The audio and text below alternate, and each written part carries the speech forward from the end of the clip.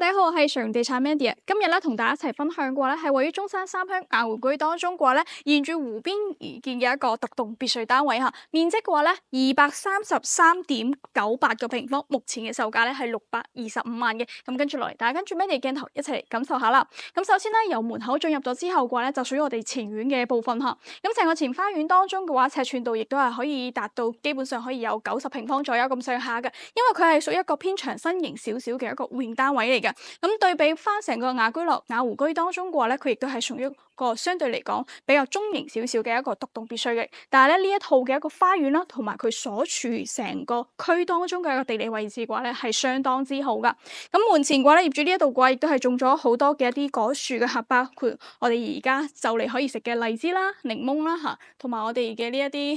一棵係龍眼定係？仲有呢棵龍眼樹啦，咁呢啲嘅話咧，基本上咧都係現成噶啦。咁沿住側花園呢一邊咧行翻過嚟嘅話咧，佢嘅後花園就直接咧係對住我哋嘅一個湖景嘅部分噶吓。所以咧呢一點嚟講嘅話，就係佢相對嚟講咧，佢處於即係中間環湖嘅一個部分，同時嘅話咧係非常之安靜吓，唔會靠住我哋嘅路啊，或者睇住其他別墅啊。基本上你喺你嘅客廳度咧望翻出去嘅話咧，都係一種非常之悠閒咁樣嘅一個景色喺呢度吓。咁呢一點嘅話咧，亦都係相當之難得噶，因為咧成個雅湖居當中嘅話咧，可以望到呢一種即係水景嘅一個部分嘅獨棟別墅嘅話咧，亦都係非常之少噶。目前在售當中嘅話咧，呢一套咧都算係唯一一套喺1000萬打下嘅一個價格嘅單位嚟嘅。OK，咁成個花園嘅話咧，基本上咧就以咁樣嘅一個現狀啦，同大家呈現嘅。咁跟住落嚟，帶大家一齊入去室內感受下啦。咁我哋喺車庫嘅側邊呢一邊嘅話咧，沿住3級台階咧就可以直接咧嚟到佢嘅室內部分吓。咁室內嘅話咧，因為裝修咧已經係比較老舊噶啦，建議大家都係全部揼咗佢，重新裝修過。但係咧業主佢目前嘅話咧用緊嘅一個底嚟講嘅話咧，就打得相對係比較唔錯嘅。OK，由入嚟開始嘅話咧，首先兩邊嘅話咧就會係我哋嘅鞋櫃嘅懸掛空間啦。咁再進入嘅話咧就係我哋嘅樓梯上落嘅一個部分吓。咁佢就相對嚟講會擺喺偏前少少咁嘅位置嘅。咁再入翻嚟嘅話咧，就屬於我哋嘅客廳部分。客廳嘅話咧，就基本上位於成套別墅單位嘅一個中間位置吓。但係咧，因為佢個戶型佈局嘅話咧，佢係叫做分區分得非常之明顯噶吓。咁沿住客廳呢度嘅話咧，佢就係屬於一個突出嚟嘅一個位置吓。所以咧，你會見到咧，佢係會有3面嘅一個採光窗位嘅，亦都係明窗咧開得會比較多少少噶。咁再沿住佢呢一個位置出翻嚟嘅話咧，就係屬於佢嘅餐廳嘅部分吓。咁餐廳部分嘅話咧，亦都係一個獨立嘅地方，而且咧佢呢一個玻璃嘅話咧，亦都係一個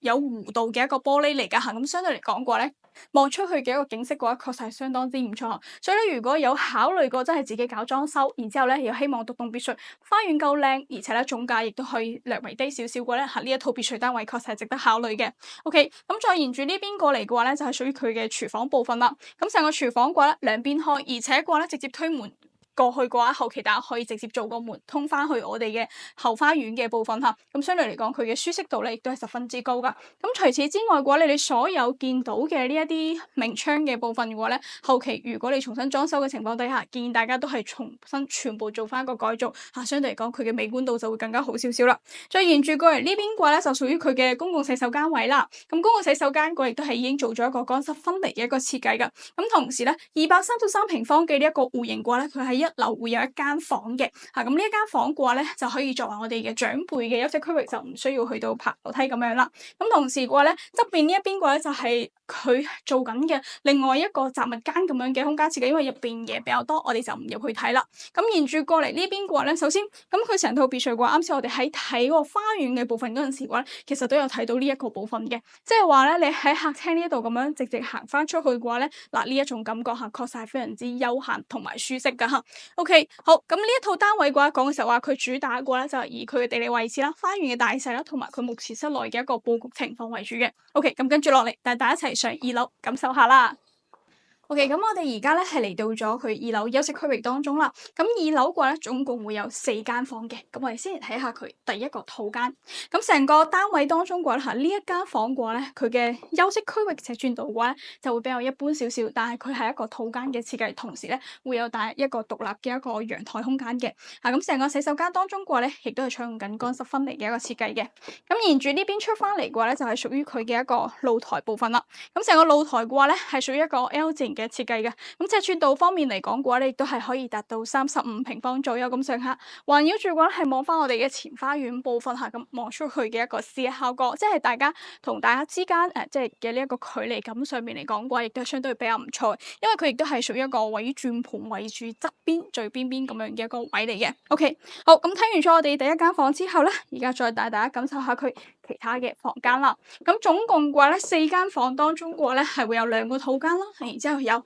2個房間嘅話咧就會略細啲啲，但係佢中間隔斷住嘅話咧就係佢嘅洗手間位置。咁你先嚟睇下呢一間先。咁呢一間嘅話咧，佢就會有2面嘅採光窗位啦，咁亦都係屬於一個前花園同埋側花園嘅部分。咁同時又係做咗一個墊高榻榻米咁樣嘅一個設計嘅。咁房間嘅尺寸度嘅話咧，正常擺放家私完全冇問題。中間嘅話咧就係屬於一個洗手間嘅部分，洗手間嘅話亦都係已經做咗一個乾濕分離，亦即係意味住佢尺寸度亦都係相當之唔錯嘅。咁喺佢另外呢一邊嘅話咧，就係另外一間房啦。咁呢一間房嘅話咧係可以由側花園以及我哋後花園湖景嘅一個部分嘅。咁呢一間房嘅話就係正常咁樣去擺放家私，完全係冇問題嘅。OK， 最後嚟到我哋嘅主人房部分啦。主人房呢邊嘅話咧，2面嘅採光窗位，而且咧有一個有弧度嘅一個景觀露台，同時嘅話佢亦係一個套間嘅設計嚟噶。咁呢一個套間當中嘅話咧，佢會多咗一個衣帽間嘅部分嘅進入，然之後再入到去先至係我哋嘅即係洗手間嘅位置嚇，而且成個洗手間嘅空間感咧，亦都會更加大少少嘅。OK， 咁睇完咗我哋呢一邊之後嘅話咧，最後就屬於我哋嘅露台部分。我哋成套單位基本上就已經係同大家分享晒噶啦。咁樣嘅一個單位嚇，625萬嘅一個總價，如果有興趣嘅朋友嘅話咧，仲有議價空間。所以如果有興趣，歡迎大家直接資料約 Mandy 過嚟睇現場，或者係直接開價都 OK 嘅。咁未關注朋友嘅關注同撳旁邊嘅小鐘，咁樣先可以及時接收我哋嘅最新消息。下期再見，拜拜。